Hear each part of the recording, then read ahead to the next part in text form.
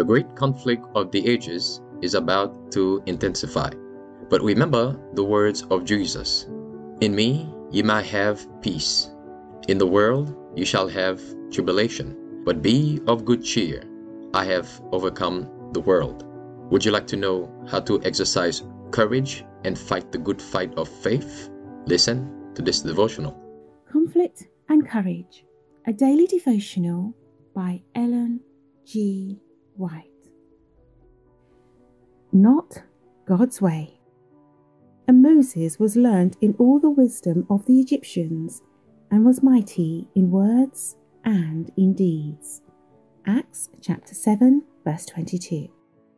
Moses supposed that his education in the wisdom of Egypt had fully qualified him to lead Israel from bondage. Was he not learned in all the things necessary for a general of armies? Had he not had the greatest advantages of the best schools in the land? Yes, he felt that he was able to deliver them. He first set about his work by trying to gain the favour of his own people by redressing their wrongs. He killed an Egyptian who was imposing upon one of his brethren.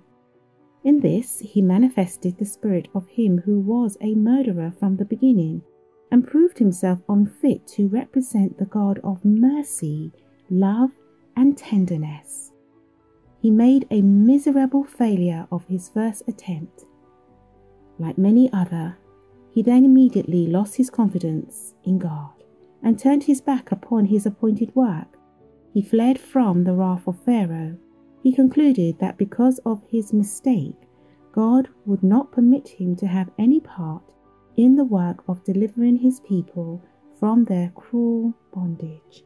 But the Lord permitted these things that he might be able to teach him the gentleness, goodness, long-suffering, which it is necessary for every labourer for the master to possess.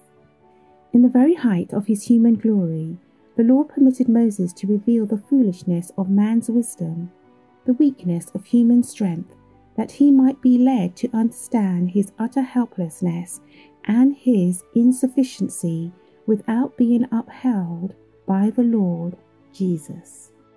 In slaying the Egyptian, Moses had fallen into the same error so often committed by his fathers, of taking into their own hands the work that God has promised to do.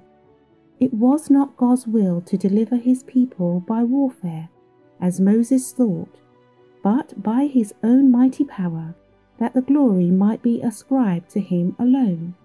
Yet even this rash act was overruled by God to accomplish his purposes. Moses was not prepared for this great work.